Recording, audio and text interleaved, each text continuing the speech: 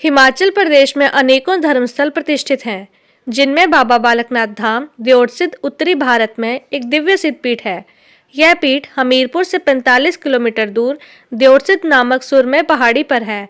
हमारे देश में अनेक देवी देवताओं के अलावा नौनाथ और 84 सिद्ध भी हुए हैं, जो सहस्त्रों वर्षों तक जीवित रहते हैं और आज भी अपने सूक्ष्म रूप में वे लोक में विचरण करते हैं। माना जाता है कि बाबा बालकनाथ भगवान शिव और देवी पार्वती के पुत्र भगवान कार्तिकेय के अवतार हैं, जिनका जन्म सतयुग में राक्षस तारकासुर का विनाश करने के लिए हुआ था। वे देवी गंगा के प्रिय हैं और गुजरात के काठियावाड़ जूनागढ़ में पंडित विष्णु और लक्ष्मी के पुत्र के रूप में अपने संसारिक निवास में आए थे। बाबा बालकनाथ के बारे में कहा जाता है कि वे हर युग में जन्म लेते हैं। उन्हें शिव के पुत्र के रूप में भी माना जाता है। वे सतयुग में स्कंद, त्रेता युग में कौल और द्वापर युग में महाकौल के रूप में प्रकट हुए। उनके जन्म के बारे में कहा जाता है, एक बार जब भगवान शिव अमरनाथ गुफा में देवी पार्वती को अमृतत्व का रहस्य बता रहे थे, तो देवी पार्वती सो गईं। गुफा में एक तोते का बच्चा पूरी कहानी सुन रहा था और उसने सहमति जताते हुए की आवाज निकाली। जब कहानी समाप्त हुई तो भगवान शिव ने देवी पार्वती को सोते हुए पाया, इसलिए उन्होंने समझा कि बच्चे तोते ने कहानी सुन ली है, जिससे वे क्रोधित हो गए और उन्होंने तोते पर अपना त्रिशूल फेंका। बच्चा तोता अपनी जान बचाने के लिए भाग गया, लेकिन त्रिशूल उसका पीछा करता रहा। भागता हुआ तोता ऋषि व्यास की पत्नी के पास से गुजरा, जो जम्हाई ले रही थी। सुरक्षित आश्रय की तलाश में छोटा तोता उनके मुंह के द्वारा पेट में घुस गया। त्रिशूल को रुकना पड़ा, क्योंकि एक महिला को मारना अधर्म है। जब भगवान शिव को पता चला तो वे वहां आए और ऋषि व्यास ने पूरी घटना बताई। ऋषि व्यास ने उन्हें वहीं प्रतीक्षा करने के लिए कहा। जब बच्चा तोता बाहर आएगा तब वे उसे मार सकते हैं। भगवान शिव बहुत देर तक वहां खड़े रहे, लेकिन तोता बाहर नहीं आया। भगवान शिव के वहां खड़ा होने से पूरा ब्रह्मांड अस्त व्यस्त हो गया। तब सभी देवता ऋषि नारद से मिले और उनसे भगवान शिव को यह बताने का अनुरोध किया कि उन्हें दुनिया को बचाने की आवश्यकता है। नारद भगवान शिव के पास आए और उनसे प्रार्थना की कि वे अपना क्रोध छोड़ दें, क्योंकि बच्चा पहले ही अमर कथा सुन चुका था और अब अमर हो गया है।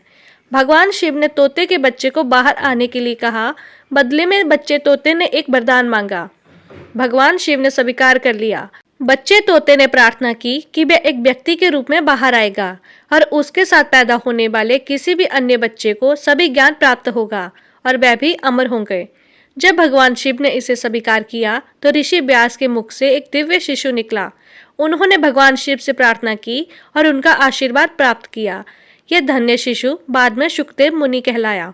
उस समय जो अन्य शिशु पैदा हुए वे नवनाथों और 84 सिद्धों के अपने अपने सदस्य के रूप में प्रसिद्ध हुए। उनमें से एक थे बाबा बालकनाथ, इसलिए उन्हें सिद्ध बाबा बालकनाथ जी कहा जाता है। सिद्ध बाबा बालकनाथ ने भगवान शिव की सेवा में 3 जन्म समर्पित किए। पहले जन्म में बाबा बालकनाथ का जन्म एक ब्राह्मण परिवार में हुआ था। उनका नाम ज्योति था। वे 55 वर्ष तक जीवित रहे। इसके बाद वे स्वर्ग सिधार गए। वे अपने दूसरे जन्म में मुरमुंडो परिवार में जन्मे और उनका नाम बद्री रखा गया। वे बचपन से ही भगवान शिव के भक्त थे।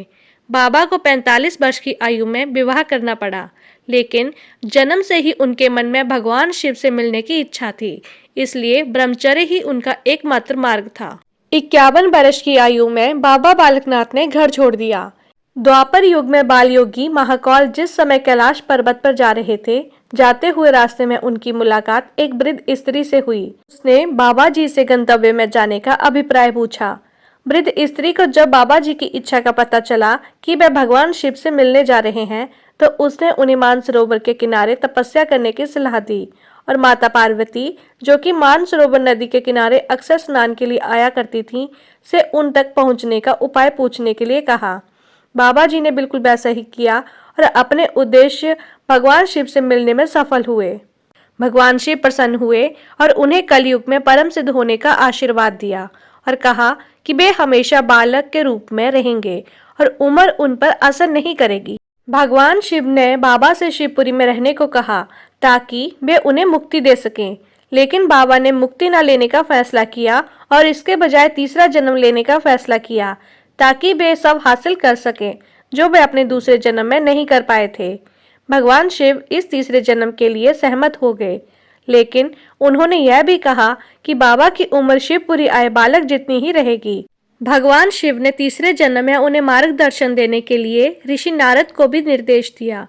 नारद ने बाबा को उनके तीसरे जन्म में गुरु दत्तात्रेय के मंत्रों का जप करने का निर्देश दिया। तीसरे जन्म में बाबा का जन्म जूनागढ़ गुजरात में पंडित नारायण और लक्ष्मी के घर हुआ और उनका नाम बालक रखा गया। बाबा ने 3 साल की उम्र में घर छोड़ दिया। नारद मुनि ने बाबा को जय गुरु दत्तात्रेय मंत्र अपनाने के लिए प्रेरित किया और जब वे 4 साल और 8 महीने के थे तो गुरु दत्तात्रेय ने बाबा पर जल छिड़ककर उन्हें अपना शिष्य बना लिया। उन्होंने उन्हें अपने संरक्षण में ले लिया और उन्हें अपने बाएं हाथ में स्थान दिया। गुरु दत्तात्रेय ने उन्हें उपदेश दिया और उन्हें 4 धाम यात्रा पर जाने का निर्देश दिया। बाबा अपनी यात्रा के दौरान अंबाला शहर के पास टांगरी नदी के किनारे पनबाला में रुके थे।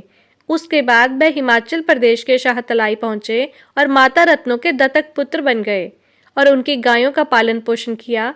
उन्होंने एक बरगद के पेड़ के पास धूनी या पवित्र अग्नि जलाई और वहां पर समाधि में बैठ गए। शाहतलाई में 2 साल और 5 महीने की तपस्या के बाद बाबा बालकनाथ की ख्याति दूर दूर तक फैल गई। बाबा बालकनाथ पर रत्नोमाई के कारण पिछले जन्म का कुछ कर्म ऋण था और इसलिए उन्होंने उनके साथ रहने का और उनकी गायों की देखभाल करने का फैसला किया। उन्होंने रत्नोमाई से कहा कि वे उनकी गायों की देखभाल करेंगे, साथ ही अपनी तपस्या भी जारी रखेंगे। उन्होंने उनसे कहा कि वे उनके लिए रोज रोटी और लस्सी लेकर आएं। इस प्रतिबद्धता को स्वीकार करने से पहले बाबा ने एक शर्त रखी कि वे उनके लिए तभी काम करेंगे जब तक वे उनके काम से संतुष्ट रहेंगी। वे हर दिन बरगद के पेड़ के नीचे बैठकर गायों की देखभाल करते और योगाभ्यास करते। रत्नोमाई ने वादे के मुताबिक उनके लिए रोटी और लस्सी लाकर दी और इस तरह 12 साल बीत गए। 12वें वर्ष के अंत में गांव के लोगों से शिकायतें आने लगी कि बाबा ने गायों की उपेक्षा की है और उनकी फसलों को नुकसान पहुंच रहा है। रत्नोमाई ने बाबा के साथ अपने समझौते को याद करते हुए खुद लोगों को खुश करने की कोशिश की। जब तक कि वह दिन नहीं आया जब तक गांव के मुखिया ने सार्वजनिक रूप से रत्नोमाई को उनकी गायों द्वारा उनकी फसल को भारी नुकसान पहुंचाने के लिए डांटा। इस बार रत्नोमाई ने अपना धैर्य खो दिया और 12 वर्ष में पहली बार बाबा से उनकी लापरवाही के लिए शिकायत करना शुरू कर दिया। यह सुनकर वह उसे और गांव के मुखिया को उस खेत में ले गए जिसके बारे में वे शिकायत कर रहे थे। जब वे वहां पहुंचे तो उन्होंने देखा कि फसलें चमत्कारिक रूप से ठीक हो गई थीं, बिल्कुल भी नुकसान नहीं हुआ था। गांव के लोग यह चमत्कार देखकर बहुत हैरान थे। तब रत्नोमाई को समझ में आया कि वे स्वयं बाबा थे जिन्होंने अपनी योगिक शक्तियों से यह सब ठीक किया था और उन्होंने अपनी दृष्टता के लिए क्षमा मांगी, लेकिन तब तक बहुत देर हो चुकी थी। बाबा बालकनाथ ने उनसे कहा कि यह नियति में लिखी घटनाएं अपने तरीके से अपने कारणों से घटित हो रही हैं और उन्हें बदलना असंभव है। उन्होंने उससे कहा कि उन्होंने कोई नया कर्ज नहीं लिया है, क्योंकि उन्होंने कभी भी वह रोटी और लस्सी नहीं खाई जो वह उनके लिए लेकर आती थी। बाबा ने अपना अग्नि चिमटा बरगद के पेड़ के तने पर फेंका जिसके नीचे वे पिछले 12 वर्षों से बैठे थे और उन्होंने रत्नोमाई से कहा, अब अपनी रोटी लो माई। अब अग्नि चिमटा पेड़ के तने से टकराया तो लकड़ी का एक टुकड़ा टूट गया और उसके अंदर रोटियों का ढेर दिखाई दिया। फिर उन्होंने अपना चिमटा जमीन में धकेल दिया और उनसे कहा, यह है आपकी लस्सी माई। और तुरंत ही उस स्थान से छाछ का एक झरना फूट पड़ा जो जल्द ही छाछ का एक तालाब बन गया। इस स्थान को अब शाहतलाई के नाम से जाना जाता है।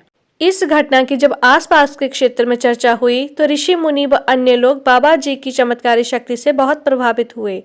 गुरु गोरखनाथ जी को जब ज्ञात हुआ कि एक बालक बहुत ही चमत्कारी शक्ति वाला है तो उन्होंने बाबा बालकनाथ जी को अपना चेला बनाना चाहा, परंतु बाबा जी के इनकार करने पर गोरखनाथ बहुत क्रोधित हुए।